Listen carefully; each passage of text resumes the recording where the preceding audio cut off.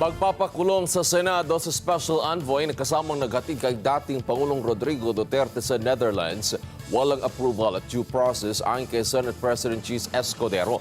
Samantala, Escudero sinabihan si Senadora Amy Marcos tigilan ang paggamit sa Senado bilang political platform. Kunin natin ang mga balitang yan kay Mean Corvera. Mean. Iniutos si Senate President Francis Escudero ang pagpapalaya kay Special Envoy on Transnational Crime Marcos Lacanilao na nakontempt at ipinakulong dahil umano sa pagsisinungaling sa pagdinig ng Senate Foreign Relations Committee. Ayon kay Escudero, labag sa rules ng Senado ang pagpapakulong kay Lacanilao dahil hindi binigyan ng due process at bilang humanitarian consideration dahil ililibing ngayong araw ang kanyang lolo.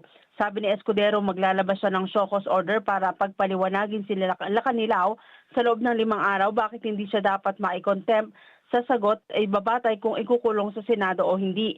Umalma naman si Senador Amy Marcos, sa chairman ng komite, sa ginawa ni Escudero at giniit na itong insulto sa kanyang komite at sa integridad ng Senado. Pero sagot ni Escudero, alam ng lahat ng senador na batay sa kanilang rules ang kapangyarihan ng mga chairman ng komite ng Senado na magpa-aresto at magpakulong ay dapat paaprubahan sa Senate President para hindi maabuso ang kapangyarihan at hindi magamit sa personal o political agenda. Sabi ni Escudero, hindi niya papayagan na magamit ng Senado sa petty partisan interest, sa propaganda o sa promotion, lalo na mga kumakandidato ngayong eleksyon.